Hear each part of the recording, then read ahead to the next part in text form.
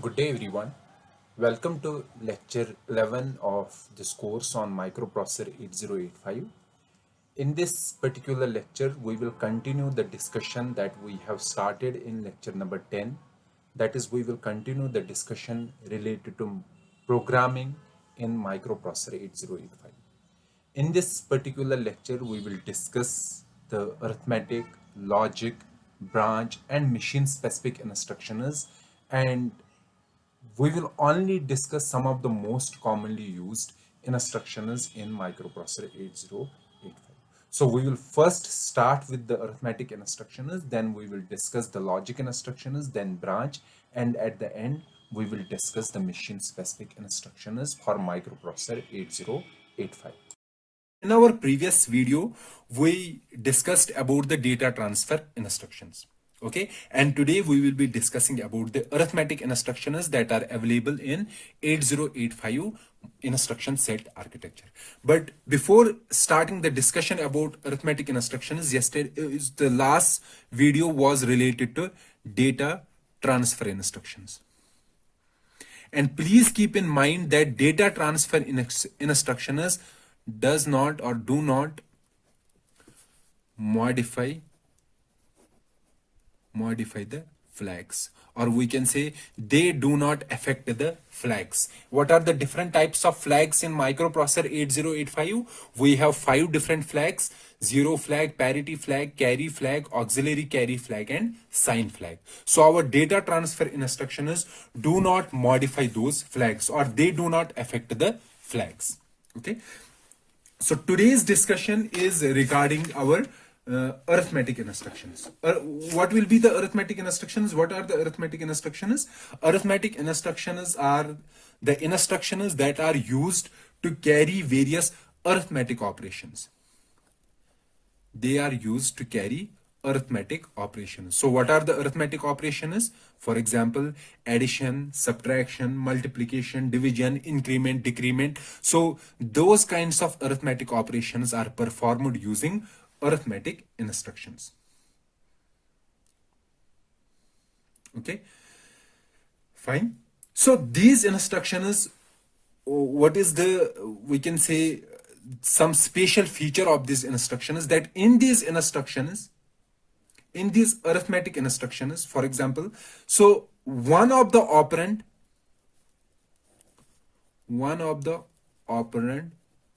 in most of the arithmetic instructions is implicitly accumulator. Accumulator is implicitly the operand. For example, let me give an example of an arithmetic instruction: add B. Okay, this is an instruction, arithmetic instruction. It is saying that we have to add the contents of B. As I said, there is an implicit register or operand which is A. It is saying add the contents of B to A and store the final result in A. So in most of the arithmetic instructions, one implicit operand is the accumulator, or we can say in most of the arithmetic instructions, accumulator is the both source as well as destination register. So this is one feature of arithmetic instructions. So what is the one feature? That in most of the instructions, A is the implicit operand, accumulator is the implicit operand. And another property is of arithmetic instructions. So these properties are except for these instructions, INR and DCR. These are increment and decrement instructions. Increment and decrement instructions. So except these two instructions, all arithmetic instructions have one operand as accumulator. Okay. The second property is that except INR and increment and decrement instructions, these instructions modify the flags. Okay, they modify the flags. Also, as I said, the final result will be stored in accumulator. In these instructions, the final result is stored in accumulator. But please keep this in mind that it is except for increment and decrement instructions. Okay. So for increment and decrement increment and decrement instruction is the destination can be any register, can be any register, or we can say this operation can be performed on any register. Moreover, they also modify flags. They modify flags except the carry flag. They don't modify the carry flag. Okay, which instruction is increment and decrement instructions. Let's discuss about the different these arithmetic instructions to make it clear, and then we will write some programs in using arithmetic instructions. Okay, so let's discuss different arithmetic instructions. For example, so the different arithmetic instructions are add, okay, subtract,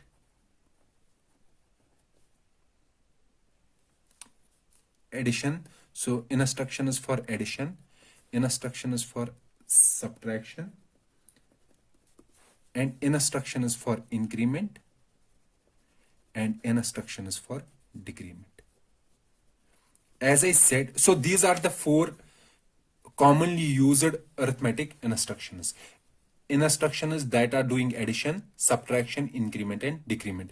As I said, increment and decrement, they modify the flags. These instructions modify the flags, but they don't modify the carry flag, CY flag.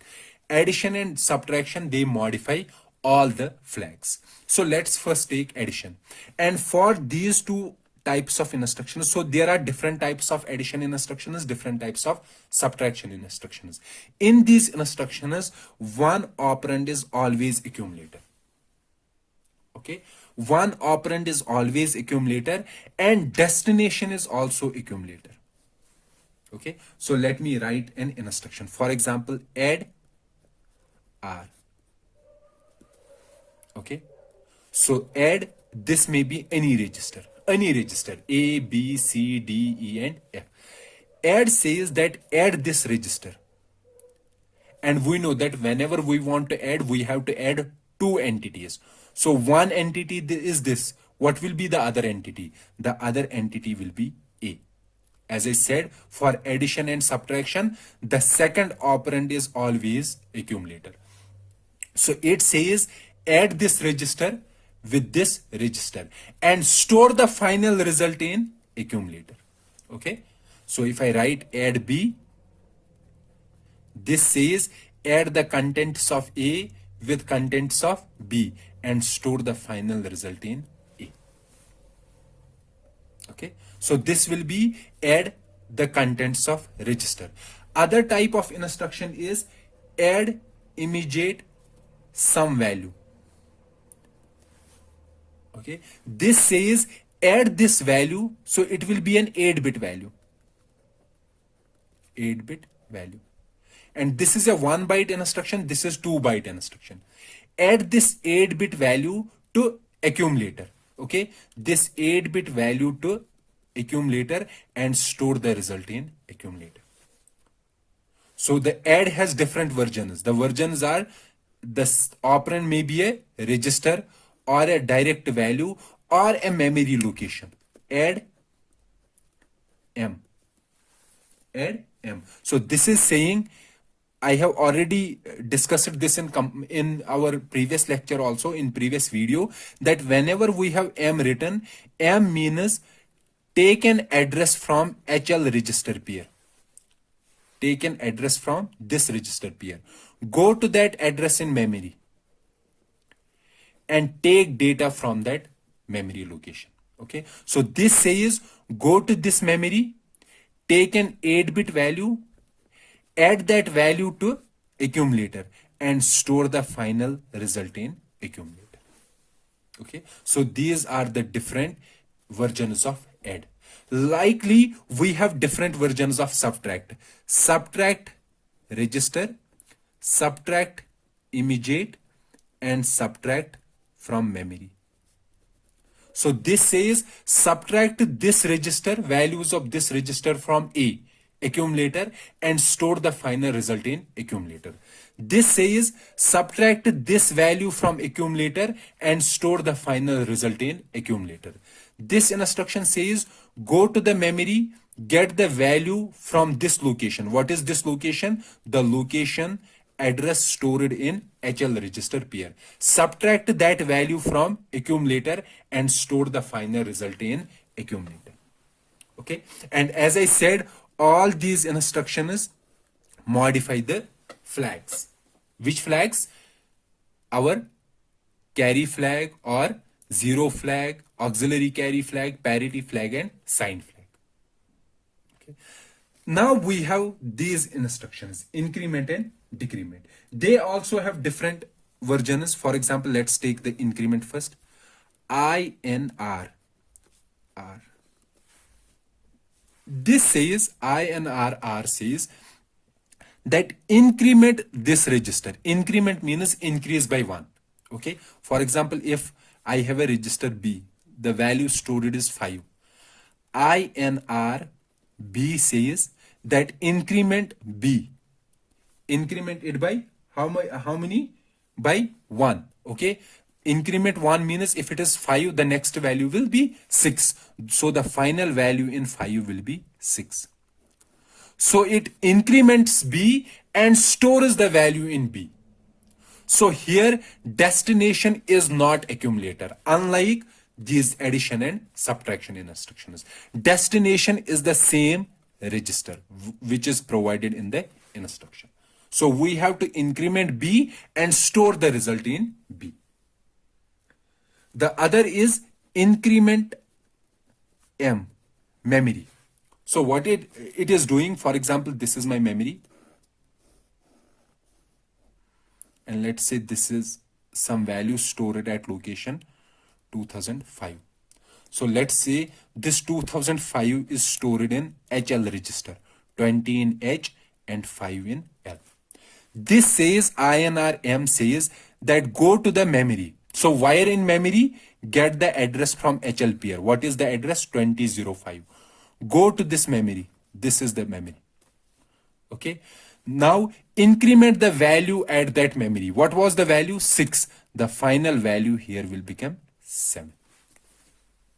Okay. This is INR R. This is INR M. Another instruction is INX register pair. So what does that mean? So it says, for example, if I am writing INX H. What is H? H means HL register pair. Let's say in HL we have 2005. It says go to the register pair, this register pair, and increment it by 1. So what will be the increment? The final value will be 2006. Okay. So we can increment a register pair, we can increment the value stored in memory, or we can increment the value stored in register. Likewise, we have for decrement.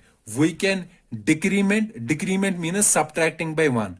We can decrement a register value, we can decrement a value stored in memory, or we can decrement a value stored in register pair. Okay.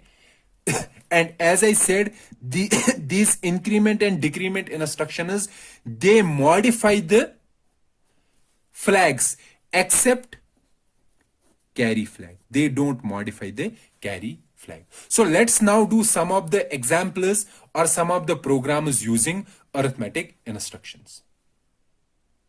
So let's say the example. Let's say I have two registers, register A, register B, in which I have stored 3C in hexadecimal, and I have another register C, in which I have stored, for example, 91 in hexadecimal, 91 in hexadecimal. Now I want to add these two registers and store the final value in accumulator. Okay, and initial value in accumulator is 0. 00H. So how will I do that? Okay, what I will do, I will first move this value to B, this value to C. Okay, so I will do move, move immediate B 3CH, move immediate C 91H. So in B we have 3C and in C we have 91H. Now I have to add these two and place the final result in accumulator. And in accumulator, as I said, the initial value is 00H. So I will do add B. So what is the meaning of add B? Add the contents of B to accumulator. So what is there in accumulator? 00. So let me write it here. 00 means in binary. Okay. I have to add, what I have to add? B. So what is B? 3C. 3C in binary is 0, 0, 1, 1, then 1, 1, 0. Let me add these two. So 0, 0 is 0, 0, 0 is 0, 1, 0 is 1, 1, 0 is 1, 1, 0 is 1, 1, 0 is 1, 0, 0 is 0, 0, 0 is 0. So this is the final value. So what is this final value? This is 3 and this is C. So in accumulator, after executing this instruction, what will be in accumulator? 3C. So 3C. So after executing this instruction, what will be the flags? So what will be zero flag? Zero flag will be 0. Why zero flag will be 0? Because zero flag is set only. It will be 1 only if the result is 0. But result is not 0 here. S will be 0. Why S is 0? S is 1 only if the most significant bit is 1. Okay. Auxiliary carry flag will be 0. Parity. Parity will be, so here we have how many ones? Even ones. So if number of ones are even, then parity bit will be 0. However, if the number of ones are odd, then parity bit will be 1. Okay, and the last flag, CY flag, carry flag will be 0. Why 0? Because there is no carry from the most significant bit. Okay, so now, so we have added B to A, but actually we have to add B and C. How will I add that? Add C. Since in our A accumulator we have B, so in accumulator we have B. Now we will add the C value to this A and store the final value in A. So what is A here?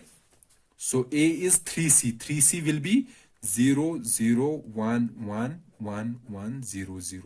And we have to add C. What is C? 91H. So how will I write 91? 91 will be 1, 0, 0, 1, 0, 0, 0, 1. So let me add this.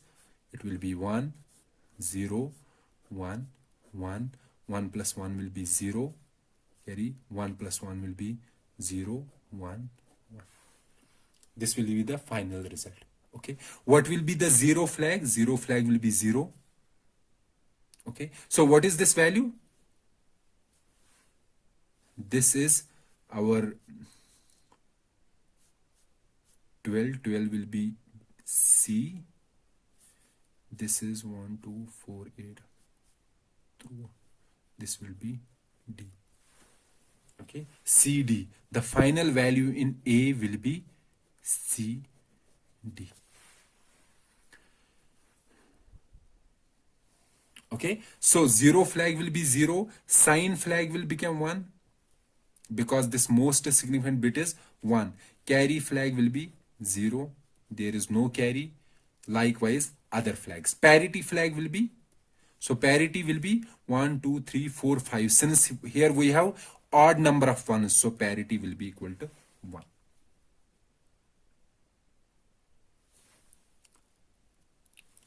Fine. So here you can see the result after adding two numbers. Both these numbers were positive numbers, or we can say unsigned numbers. Okay, and our sign bit has become 1. 1 means the result is negative. However, we have to keep in mind that this sign bit will be used only when we have signed numbers. Signed numbers when we have negative numbers. Since we have here only positive numbers, or we can say unsigned numbers, so sign bit won't be taken into considerations. So sign bit will be useful only in case of adding or subtracting signed numbers. Signed numbers when there is a negative number. Fine. Now let's say, so, and the last instruction will be halt. This will be a program. Now let's say I have to add these two. For example, I have to add 95H and I have to add B6H. These are two numbers. So let me see how we can write. 95 will be 1001 and 5 will be 0101. B6 will be 1011 and 6 will be 011. Now let's add these two. So 1 plus 0 is 1 plus 1 is 0, 1 will be here. So 1 plus 1 is 0, 1 plus 1 is 0, 1 plus 1 is 0, and there will be carry. Okay, the final result is this. That means carry bit will be set. Why carry bit will be set? Because there is a carry from the most significant position, and the final value will be, so the final value is, this is 4, this is B, 4B. Okay, and carry flag is set. Set means that there has been an overflow. What is the meaning of overflow? Overflow means the final value is greater than 8 bits. And we have only how many bits to store? 8 bits to store. But our final value cannot be stored in 8 bits. It is greater than 8 bits, or we can say it is outside the range represented by 8 bits. So there is an overflow. The final result that we got is not the actual result because there is an overflow. So carry flag will be set, sign flag will be 0. Why 0? Because the most significant bit is 0. Likewise, we will be having other flags.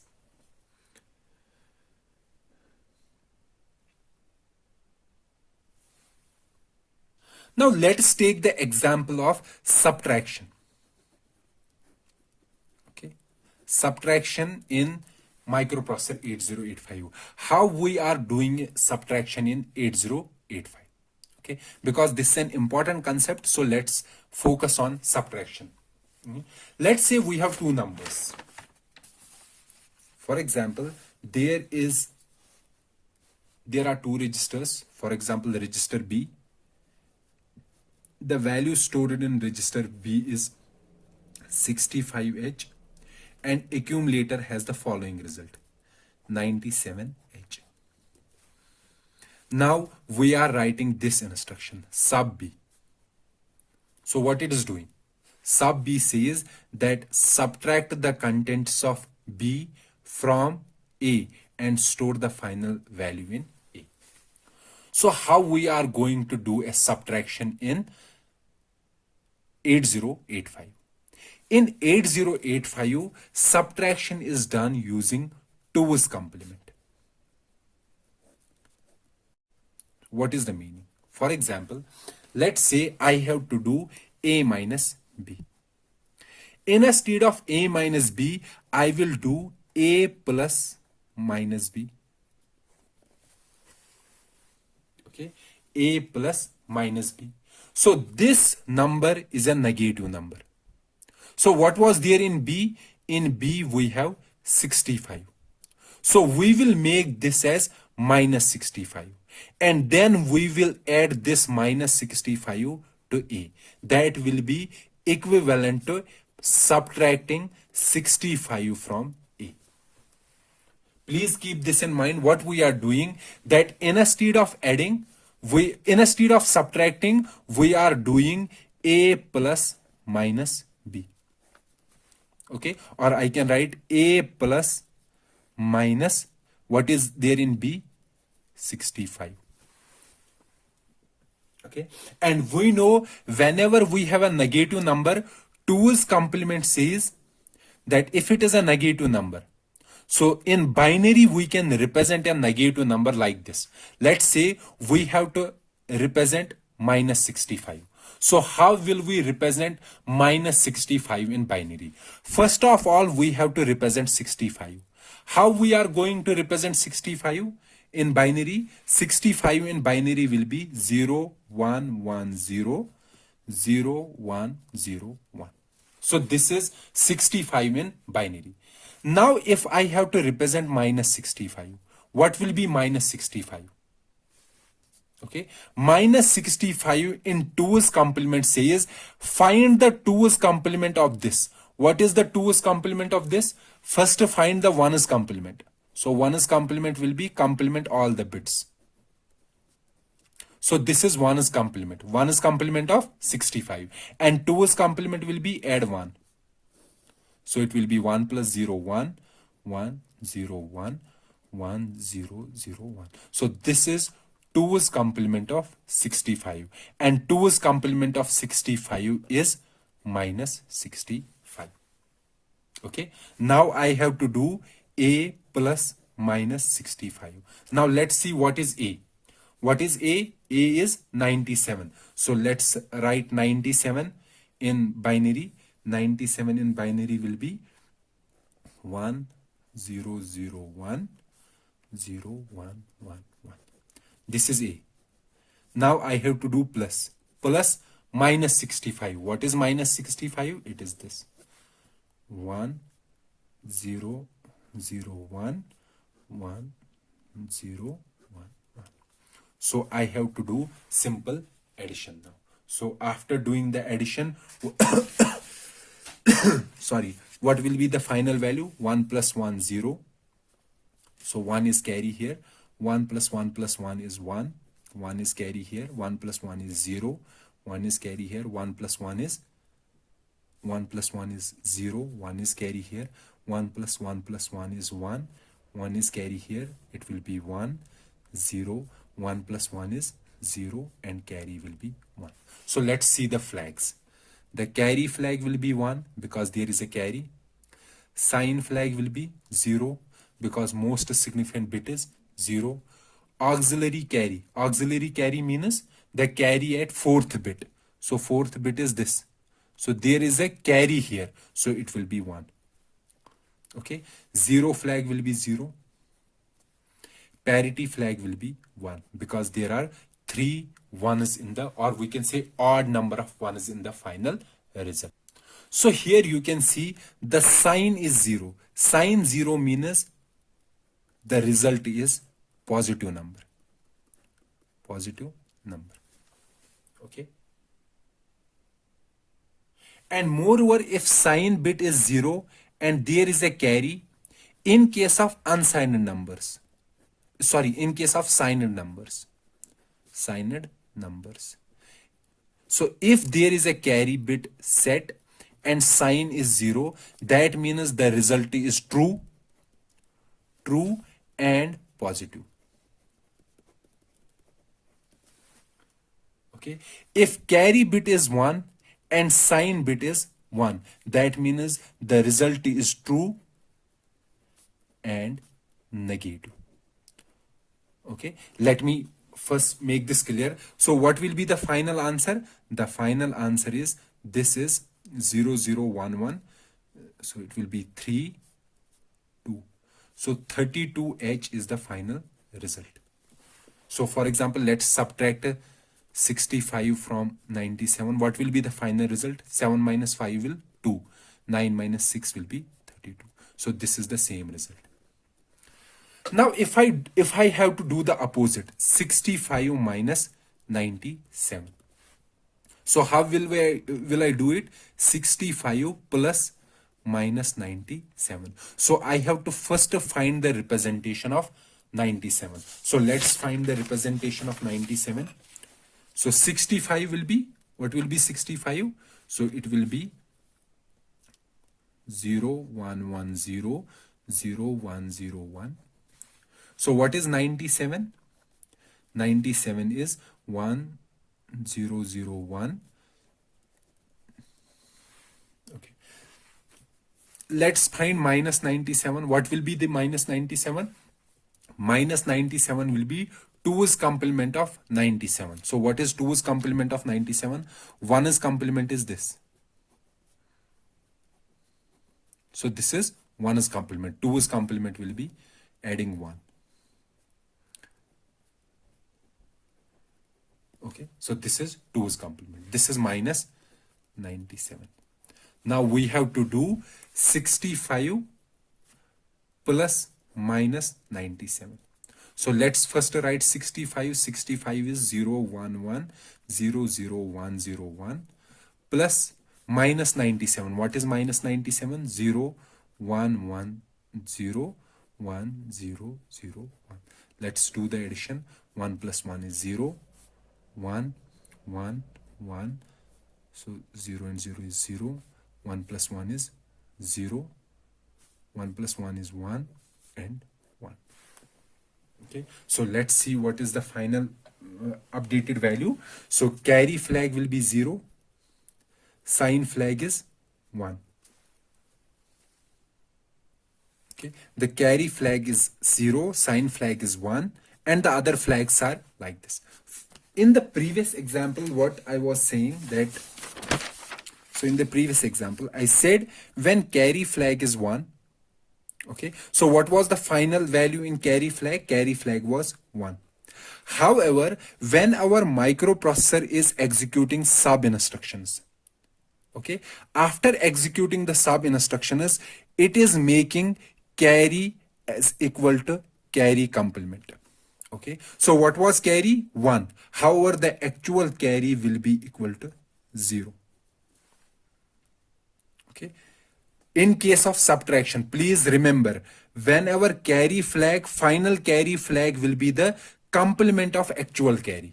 So when we are doing this operation, what is the carry? 1. So instead of 1, the carry will be equal to 0 and sign is equal to 0. So when carry is 0, sign is 0. That means number is positive.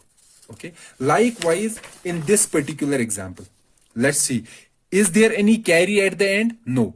So carry flag is 0. Actually, what will be the final value stored in carry? The final value will be the complement of this. So complement of this will be 1. So the final value in carry is 1 and S is equal to 1. So that means the value is negative.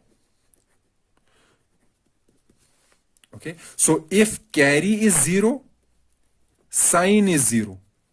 Okay. The final value is positive. In case of subtraction, please remember this. If carry is 1 and sign is 1, that means the value is negative. Only in case of subtraction. And you have to remember the subtraction operation is performed such that if there is a carry at the end, so if there is a carry, then carry flag should be equal to 1. However, the final value will be the complement of this that is stored in carry flag, that is equal to 0. You have to remember this special case. Okay, so here I said the carry flag became 1. Actually, it was 0. However, whenever we are doing a subtraction, this carry flag is equal to the complement of carry. Okay, so carry flag is 1, sign is 1. That means the result is negative. This result is negative. And whenever we have a negative, we can represent its magnitude in 2's complement. So that means it is a negative number. Okay, so the sign is negative. But to find the magnitude, we have to find it as 2's complement. And if you do the 2's complement of this, the 2's complement of this will be this number. This will be the 2's complement of this. So let's convert this into hexadecimal. It will be 32. So the final value will be minus 32H. So let's write, we were doing 65 minus 97. So if you do the calculation here, it will be minus 32H. So let me summarize subtraction. What we are doing, so if I have to subtract X from Y, okay, so this is called a subtrahend.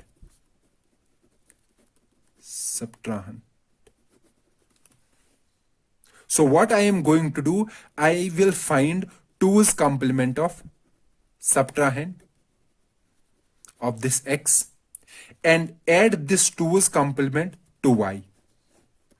Okay, after adding this 2's complement to Y.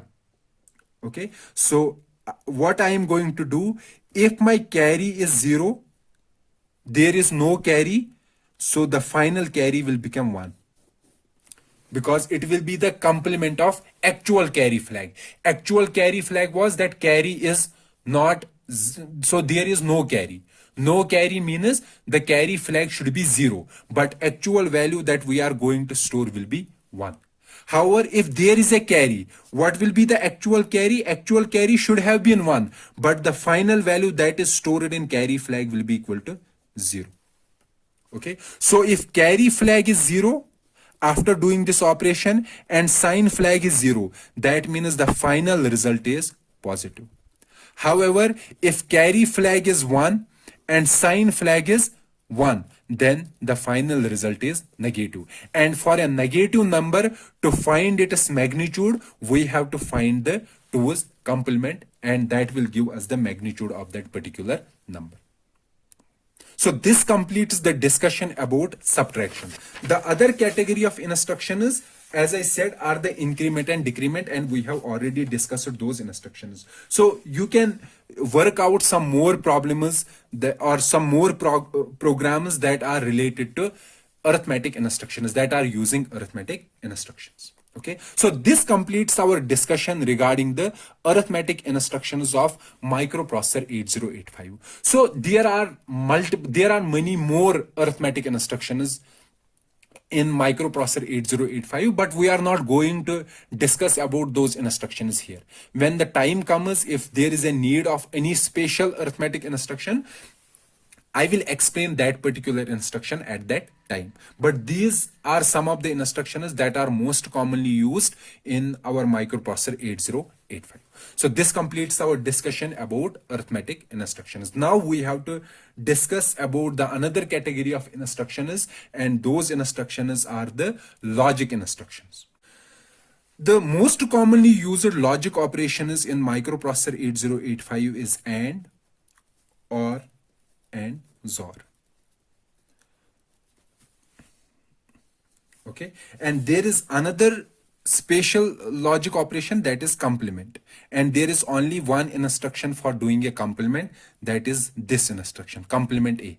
This says complement the contents of accumulator.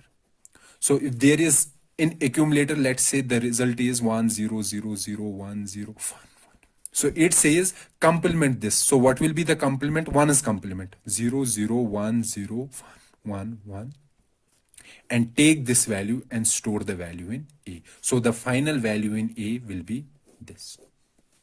Okay, so as I'm saying, the logic operations in our microprocessor 8085 are AND, OR, XOR, and complement. And in all these instructions, the final destination is accumulator.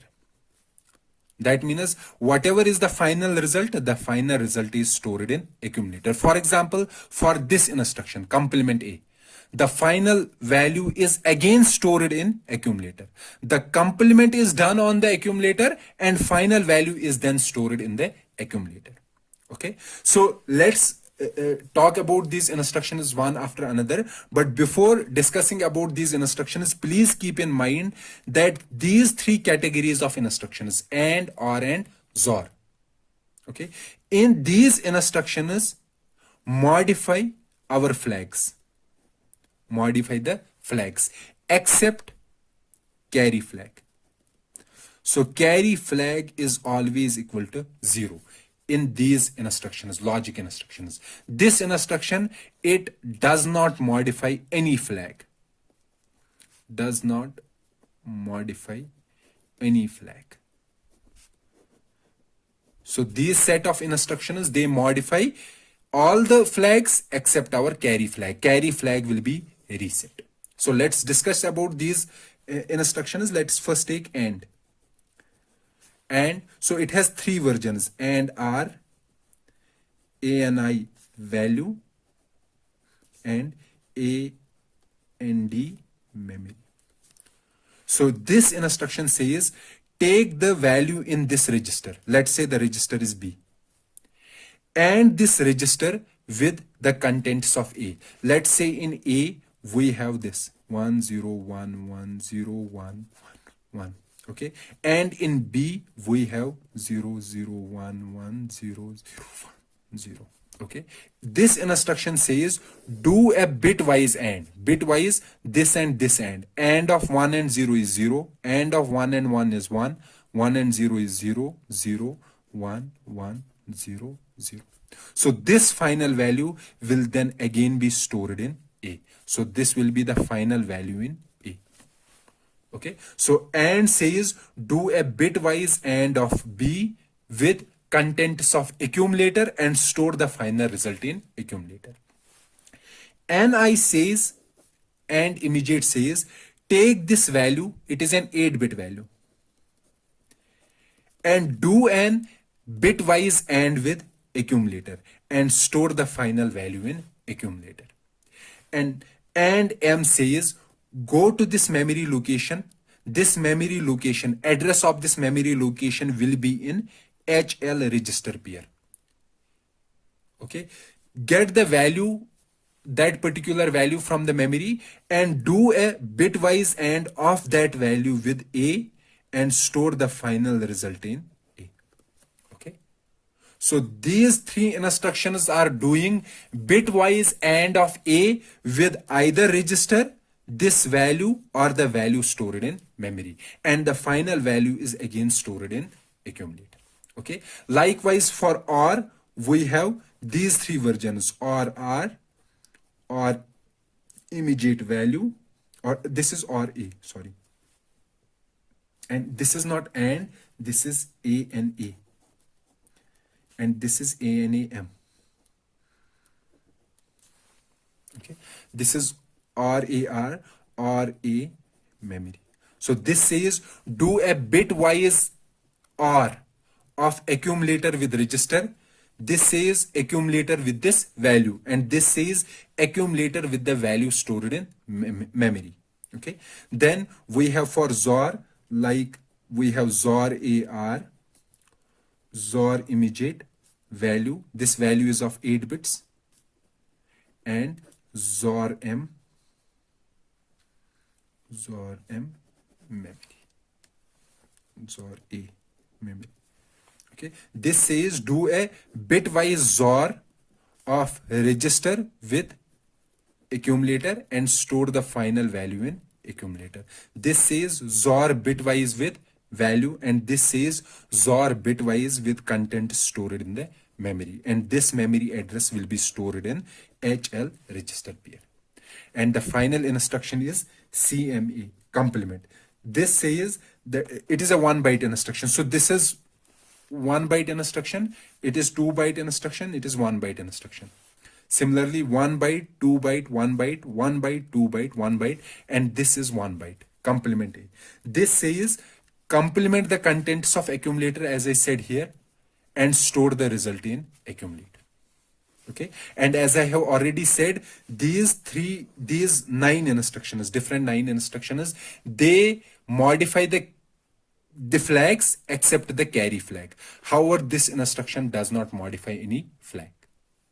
So this completes our discussion about logic operations. So we have completed the discussion about data transfer instructions, arithmetic instructions, and logic operations. Now let's discuss about another category of instructions, that are branch instructions. Okay, let's discuss about branch instructions, or we can say branch operations.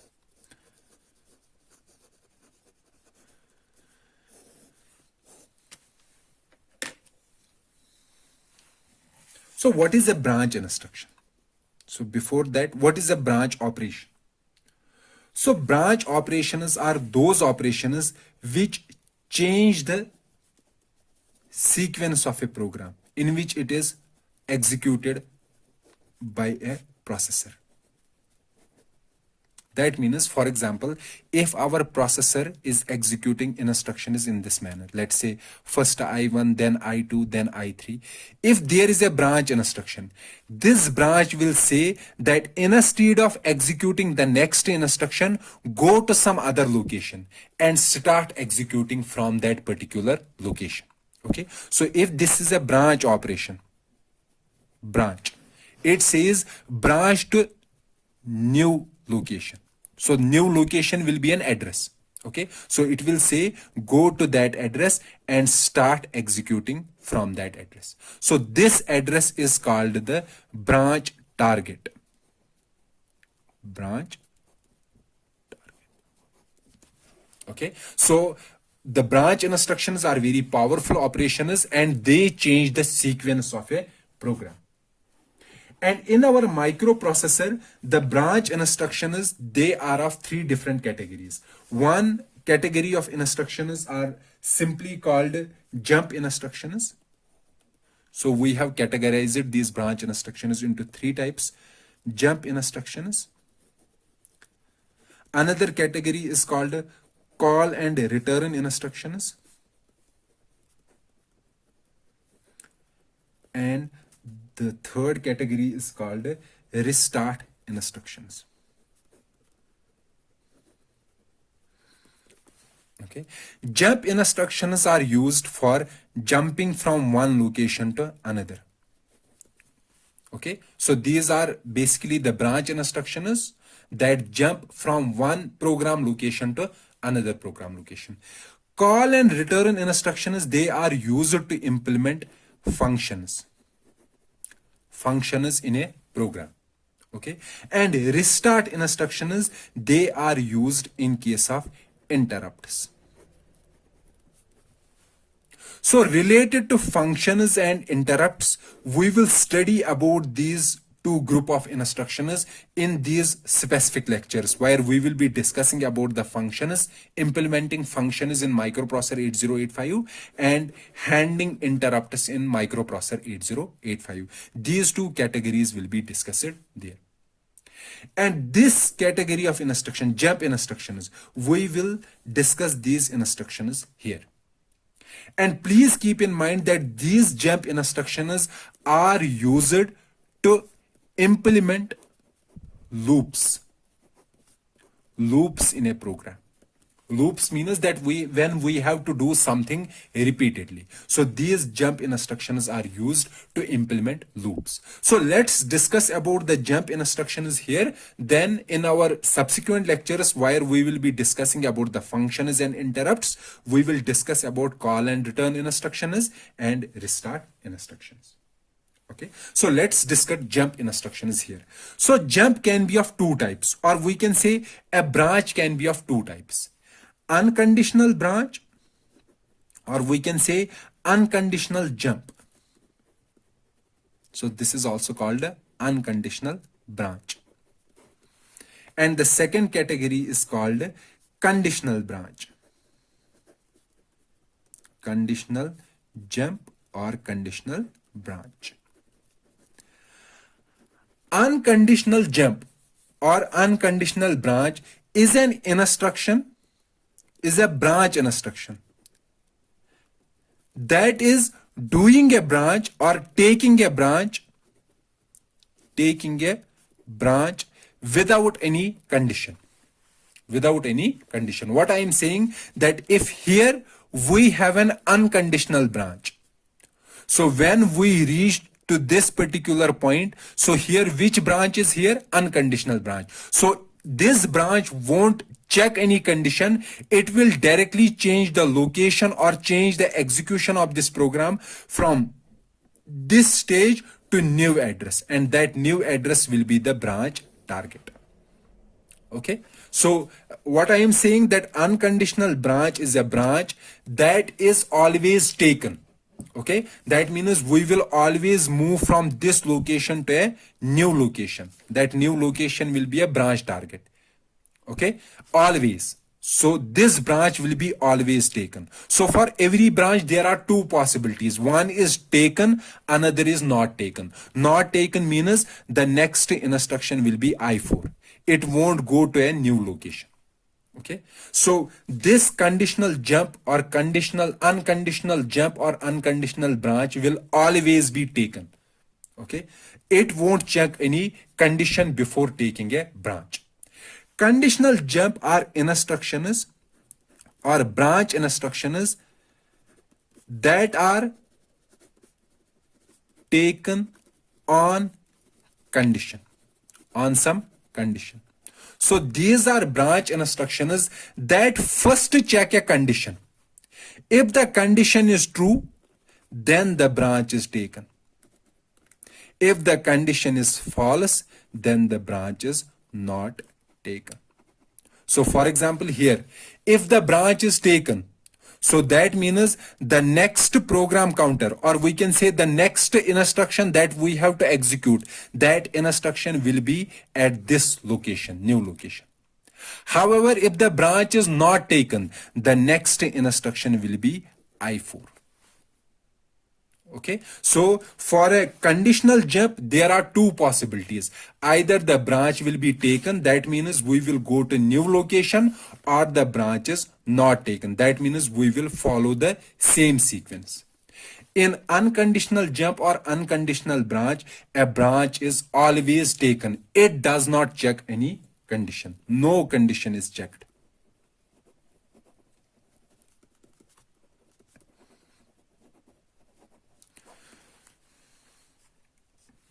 Okay, so in case of microprocessor 8085, the most commonly used unconditional branch. Let's first discuss unconditional instruction.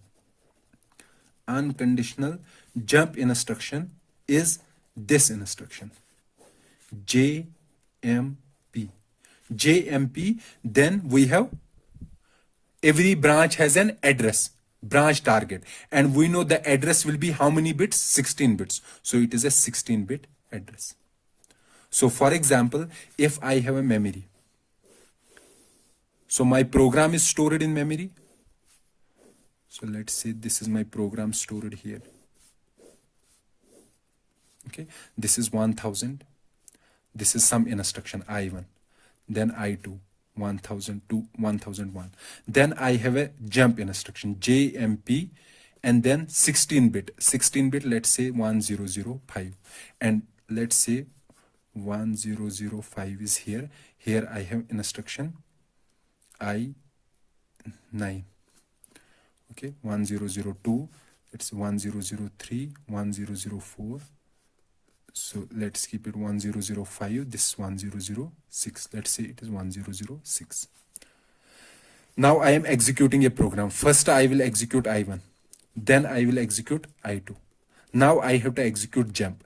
Jump says go to 1006. So we will go to 1006. So the next instruction we will execute is I9. After this jump, we will move to I9. We won't execute instructions that are in between. Okay, so jump 16-bit address. It does not check any condition. It directly jumps to a new memory location and starts executing from that particular memory location. Okay, so this is an unconditional jump. Let me write a program using an unconditional jump instruction. Okay, so for example, let's say we have a program. We have to write a program such that the program is, we are taking input from device, input device whose address is 65H. Okay, we are taking input from device 65H. Okay, and then giving this data that we read from input device to an output device whose address is 80H. Okay, and we are doing this repeatedly. This operation we are doing repeatedly. Okay, so first we have to input data from device H, device with this address. So for that we will write an instruction in 65H. So that means go to this input device, take data from that input device and store the data in A. Store in A. Then after that we will do out 80H. So what this instruction does, it takes the data stored in A and gives to this output device 80H. So what was the data stored in A? The data that we read from this particular input device. So using these two instructions, we are performing this operation. Reading data from 65H device and giving data to 80H device. So these two instructions are doing our job. However, we said that we have to do this repeatedly. So when after executing this instruction, we have to again execute this. Okay, and then again this, again this. So let's name this. Let's give a label to this instruction. For example, start. You can give any name. Okay, and then we will use jump start. But here I said it is jump 16-bit address. Okay, but when we are writing in assembly, instead of writing an assembly as 16-bit address, we will write a label where we want to jump. When our assembler converts this into machine format, it will replace this label with the address of this instruction. Okay, and that label will be a 16-bit address. So now let's see what is this instruction doing. So what is this program doing? It will come here, it will execute this, then this, it will then do jump start. It will go here, then again doing same and same. But please keep in mind, as I said, that in instruction jump, this is a 16-bit address. However, when we are writing an assembly program, we are not writing the address because we don't know the address where this program will be loaded. This will be known only at the time of running this particular program. So our assembler or our loader is the program that is loading our program into memory. Okay, it is a software that is loading our program into memory. So our assembler, or we can say our loader, it will replace this start with the address of this instruction. So whenever we are using a branch instruction, the next, I said the next should be a address. However, when we are writing the program in assembly, instead of writing the address, we will write the label. So we will use labels in our assembly program. However, our loader and assembler, they will by themselves convert these labels into addresses. These labels are actually addresses. So in branch instructions, we will be using labels instead of addresses while writing an assembly program. Okay, so this was about an unconditional jump, or we can say then unconditional instruction. Now let's discuss about the conditional branch or conditional jumps.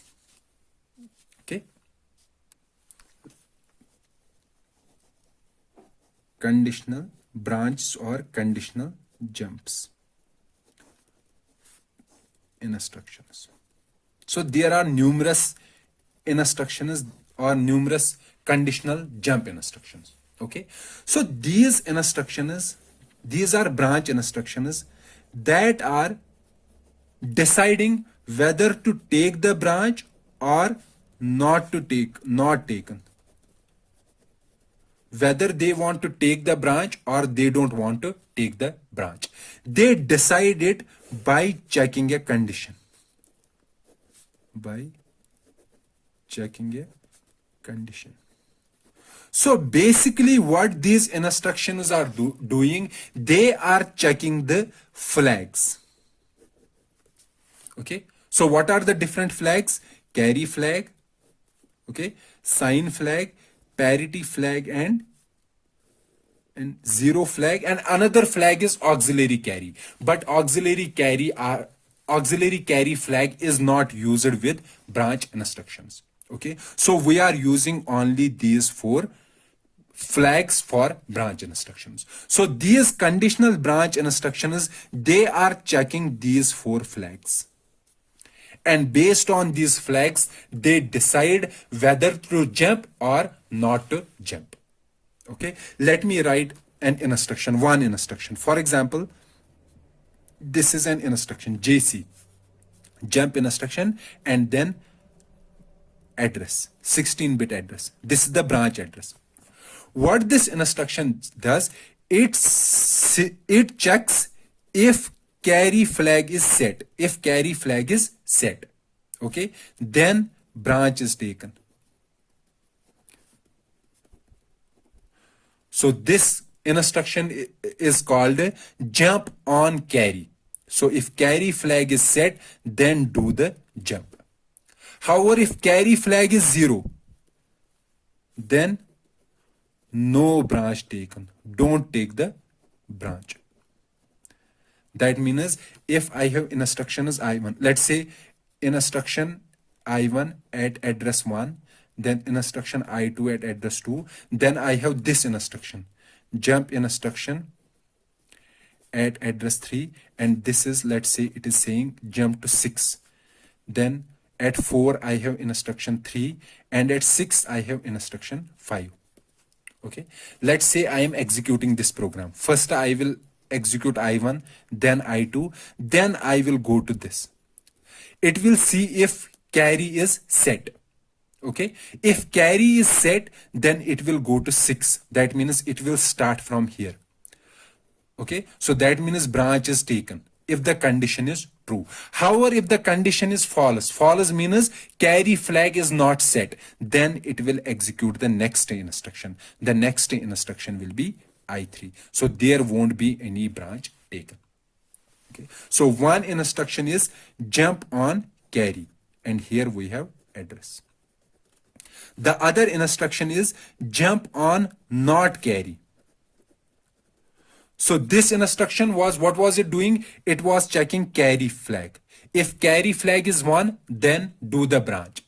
If carry flag is 0, then don't take the branch. This says jump not carry. If carry flag is 0, then make a jump.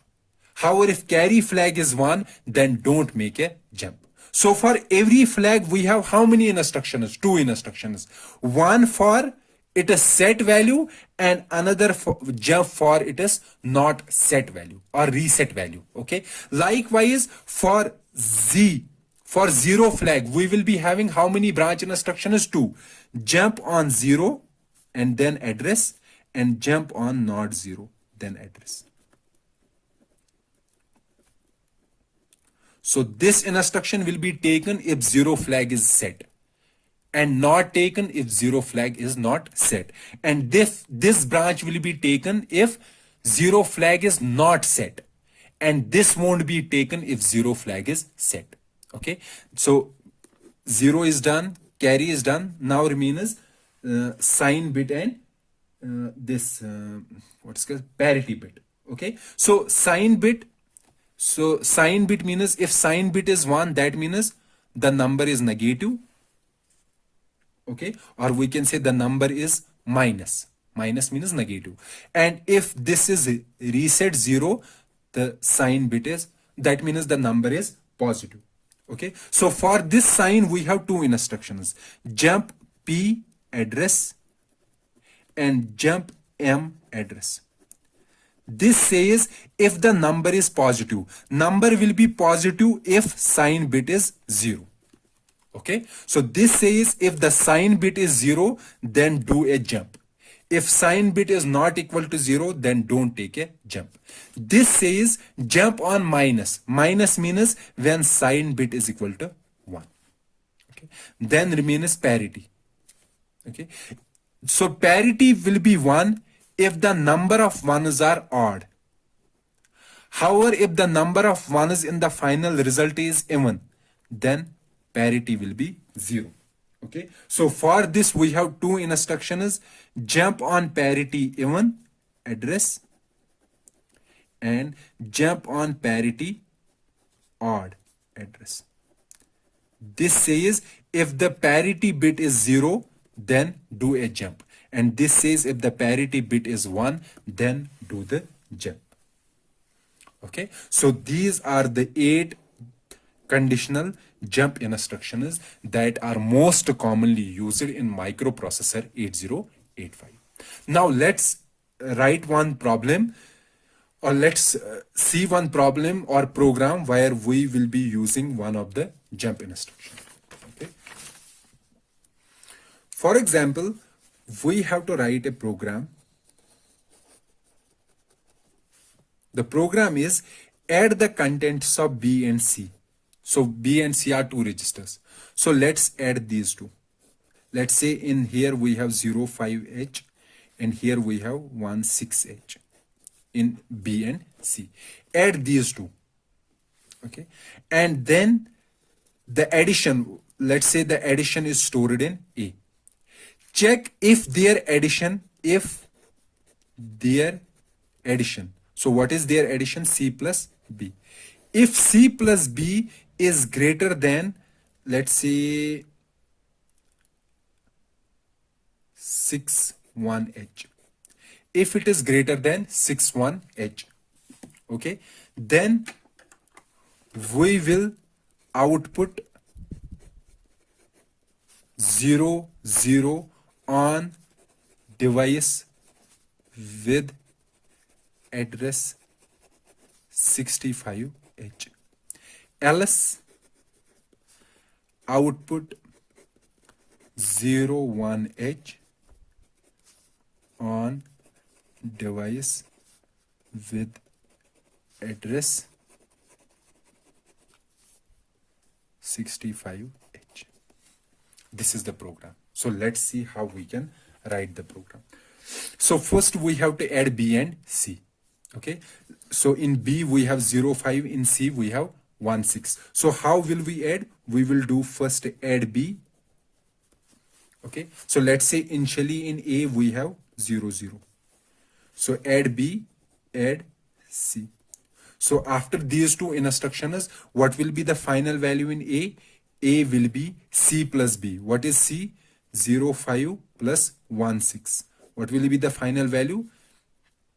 So it will be B, 1BH. So in A, we have 1BH.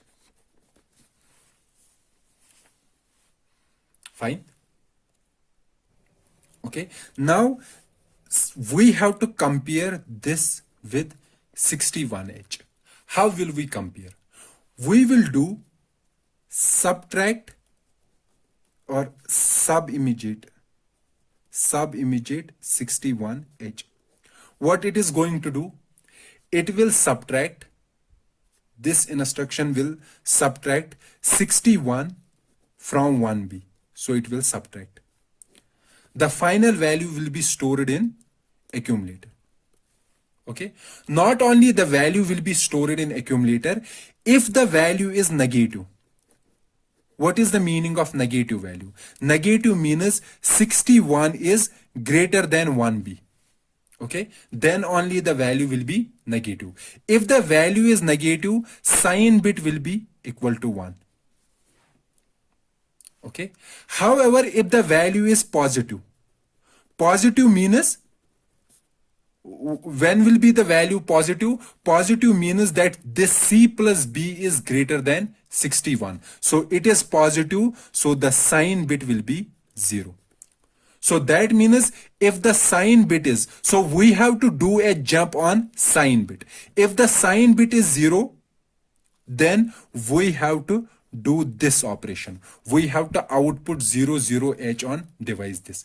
However, if the sign bit is 1 means C plus B is less than 61, then we have to do this operation. So we will do jump on, so positive and we have P and minus. Jump on P, let's name it label 2. Okay, so let's write a program here, label 2. So the program will be, so the program should be output 00H on device with address 65H. So let's first move this 00 into A. Move immediate A, move immediate 00H. Okay, so move immediate A 00H. Move this value into A. And then out this immediate value to this device 65H. Jump on positive. However, if we have to do a and write an halt instruction. However, if there is a let's say negative value, so that means jump on minus label 3, or we can do here jump, a simple jump exit. Okay, so after this I am writing here exit is another label, so it will simply say halt means end. So jump on minus label 3, let me write label 3 here. So what we are going to do, we are going to move this 0 1 to accumulator, move immediate 0 1 to accumulator, and then out this value to 65H and jump exit. Why I am doing jump exit here? Because if I didn't write a jump exit here, then that program will go to next instruction. So that means it will execute this also. So we want that after executing this instruction, we should not execute the next instruction. We should directly go to execute. Likewise here also. Okay, so this will be the program doing our job. Okay, so this completes our discussion about the these branch instructions. So we discussed about all the 4 different types of instructions that are used in microprocessor 8085. We discussed about the data transfer instructions, arithmetic instructions, logic instructions, and branch instructions. In branch, we discussed about jump instructions, conditional jump and unconditional jump instructions. Now the only discussion remains is the machine specific instructions. So we will discuss only 1 or 2 machine specific instructions. So machine specific instructions.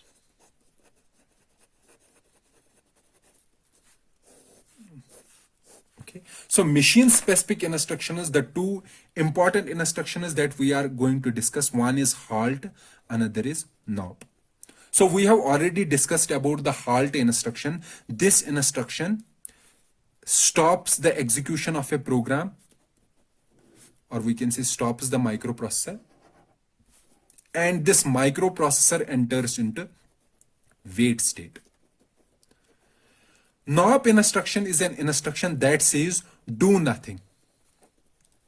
So when this instruction is getting executed, neither registers nor memory is updated. Nothing is changed.